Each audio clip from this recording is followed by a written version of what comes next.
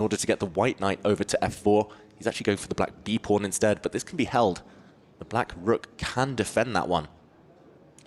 You just slide it over, do a rook lift, defend your pawn, and the a2 pawn still under fire. Well, Hikaru reacts, just missing this last move, it appears. Giving back the advantage, the small advantage he had claimed. Okay, the pawn survives, but it won't survive much longer. It's about to get caught by the black rook, the black knight. The white knight, meanwhile, so offside. That is the biggest problem for Hikaru right now. You know, you pick up that knight, put it somewhere in the center of the board, and Hikaru is close to winning. But that knight not coming to defend, yes, you can fall back with your rook, but then it'll be Arjun's knight that'll start chasing it around the board. I think this is about to neutralize, liquidate, and we might be getting an Armageddon sooner than we thought. I think that looks like the most likely outcome. You can see the paths the black knight can take to try and support the pawn, not even going to go for that. We are just instantly grabbing it off the board, and now it is rook knight and 2 versus rook knight and 2. This is as equal as the position has been pretty much all game. There are still some fun things to do because white's knight is significantly more centralized, but that list of things you can do starting to dwindle by the second. Yeah, the white knight wants to land either on e6 or h5, and the black g7 pawn is the target. But ultimately, that pawn can move, can maybe be just defended. And there we go. Arjun defends the other pawn, allowing the g-pawn to step forward. If the white knight moves, the black knight is out of its box. And this game fizzling towards a draw. 1.5 minutes. Do we expect Hikaru to try and hustle on time here? It's still risk-free for white, but ultimately not many resources left on the board. I think he's going to play on for just a little bit more. You know, with Arjun 125, if Arjun takes a couple of seconds every move, that might not be ideal. And Arjun's still sort of struggling finding the right place for his rook and knight. Arjun's king feeling a little bit tied down to the white rook and knight. Something to play for. White's king has a clear path on the light squares to come forward and maybe even potentially create an attack. Hikaru there starts with a pawn move, tying down. Black's pawns there. An attack on the knight, retreats, some checks. Watch out, knight e6 would win a pawn. I think Hikaru plays this on. Yeah, Arjun's not liking this. Again, he doesn't like playing the role of defender in general, but especially when he's got no chances to win the game. And the white knight could still use some squares. The black rook currently can slide across the 5th rank, potentially to defend some stuff. But Hikaru, will he keep testing his opponent? It's a bullet game, essentially, for Arjun Erigaisi down at the 1 minute mark. He could well get this Hikaru. He's well within his rights to play on. It's not dead drawn yet.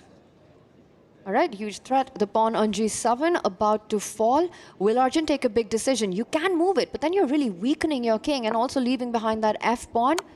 Hikaru is ready for the fight. He does target that f6 pawn, which is not easy to defend. Hikaru for the second time about to go up a pawn. It's impossible to defend that pawn. Arjun suddenly leaned forward, panicking now. The black pieces should still be able to hold this thing together, but g5 so weak right now.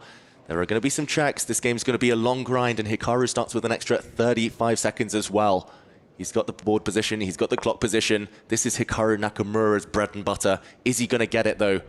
Arjun needs to get the rooks off the board. He needs to get all the pieces off before he runs out of time. Hikaru has won thousands and thousands of such positions. Technically a draw should be an easy hold for a player of Arjun's level, but put that mix of a 40-second on the clock, both clocks gone red. It's going to be a time scramble. The only one who can come on top, but you have to watch out. There are knights for both sides. But it's Hikaru who's feeling he's playing for 2 results here. The white king is soon going to come in. The white knight is going to improve itself. Hikaru should not lose this. Watch out, there are knight forks. The king is coming. As soon as the checks dry up, the black king might be checked backwards. Hikaru, though, can he find safety? Where's he going to hide his king? Checks continue. He's moving further and further away from the area of the board he wants to be on. But this is all about the clock. 30 seconds versus 40 seconds now. And Hikaru is such a beast when it comes to mouse skills right now. Definitely the better of these two players with more practice, has played hundreds of thousands of such games and come out on top. And 99% of the time, he does keep the pressure, attacks the rook. And look at that, Arjun's taking too long. He's down to about 20 seconds. There are so many knight forks in the air. Hikaru, he's so good at avoiding those knight checks. The white king is coming. White's got the perfect setup. Black can barely move. The knight is fixed. The black rook is fixed. Hikaru is going to create those threats. 17 versus 26. And look at Hikaru's eyes. They're darting all across the board. He's fully aware of every single square. He knows he can give a check at the right time, and he will do it. But he'll wait for Arjun to go down on the clock, and that was a blunder. That was a blunder. The White King can step across now. The Black Rook is forced to give way, and there's going to be a pin. Arjun's defenses have been tipped over the edge. Fist pump from Hikaru Nakamura. He's getting closer. He's about to win the Black Knight. This game's about to end. Any second now, Arjun will play on, but he will not save this. And look at that beautiful finish. He wins the Rook King Pawn ending. He's going to win this 6 seconds. He could have an R. Arjun could. It will be Hikaru Nakamura who gets that 3rd place. Hikaru Nakamura in a time scramble, doing what he does best, doing what he is famous for, what the entire world knows him to be the best in the world for. And he thrives under the pressure. He thrives under the pressure of that clock.